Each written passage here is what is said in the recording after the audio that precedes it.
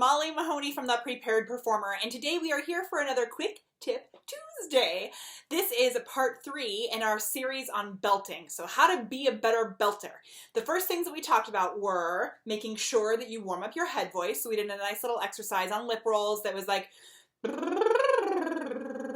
did a little thing like that. You can go back and find that on the Quick Tip Tuesday playlist on this YouTube channel. So making sure you warm up your full voice. Don't go and try belting right away. So you can go into your falsetto and your head voice and your mix, all that area, all the way up and down. It's super important because it's like you're stretching, right? Belting is a very athletic thing, and so you don't want to just jump into the splits without stretching first.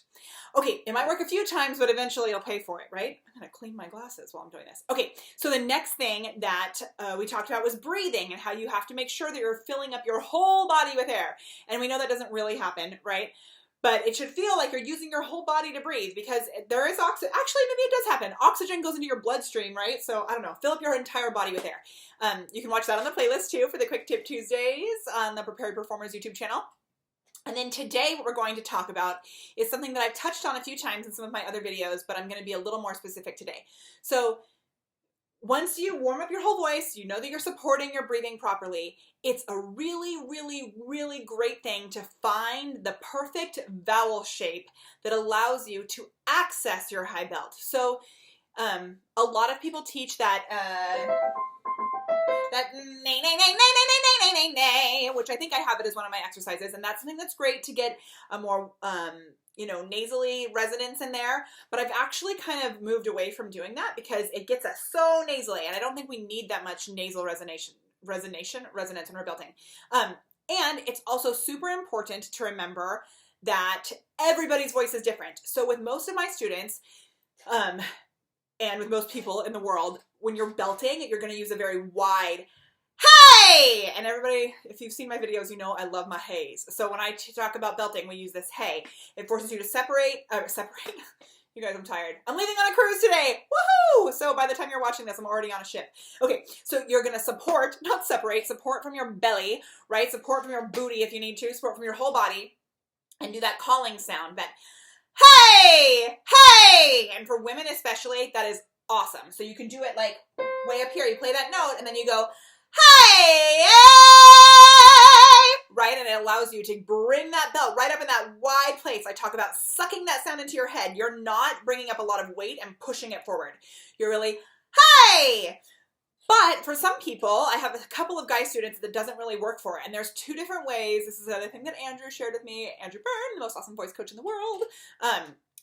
There's two different ways for guys to be able to support up there. So they don't always call it belting with guys when you're singing in your full voice up high, but it's kind of the same thing. If you have a more tenory voice, a lot of times you'll use those same exercises. Well, you'll use that really forward resonation and that type sound when you're up there. But if you're not that type of a singer, it is awesome for you to use an ah and really bring more of an operatic quality to it. So shout out to Shauna Liu, one of my awesome students who is a rock star mariachi singer, but when he starts to sing more English stuff, he has a hard time sometimes bringing that opera quality in, but when he does and remembers that it's okay, it's so amazing. And sometimes when I'm working with him, I'll be like, okay, we're going to bring it more forward, but that's not what's right for him. What he needs to do is really keep it in that wide space. Same thing, Colby Haven, I'm giving you a shout out too, because the same thing is true with him. They both have lower voices. And what's important when you're working with a vocal coach, that you work together to find the vowel shapes that work for you. So, with Nick Walker, I'm going to give you a shout out too. Nick Walker is one of our awesome Go Slide Vocal Jam team members. He does the recording for it, and so you might have seen lots of videos of him singing, and he's got a really amazing high tenor voice, so for him, that hey stuff works perfectly. And for most females, like I said, that hey is really like awesome, awesome key. So you want to make sure that you're keeping, with that hey, you're keeping your back of your throat wide this way, not this way. So you're keeping those false vocal cords. If you notice your vocal cords come together and then there's these little things on the side, they're like muscles that come in and kind of give you that choking feeling if you're not supporting properly and you're not keeping that wide sound in there. So for those of you who that wide vowel works for, I'm going to give you a little trick. You're going to smile and laugh like silently like this. And if you notice, there's like a lift that happens in the back here. It's not something that I've ever been able to access in the past without doing that silent laugh thing first. This I got from a really great book called Singing and the Actor, I think. I'll find the link and I'll post it down below. But when you do that silent laugh and then eventually let that silent laugh go, and you can actually access inside yourself, you can access and make it wide back there. It's like a really crazy feeling that takes a little while to get used to, but it is awesome. If a hey is your money spot for your high belt, it is a really, really great technique to use. Yeah, so I would encourage you to just play around with different vowel sounds, really make sure you're supporting, that you're warmed up, and then play with different vowel sounds and find the one that works best for you.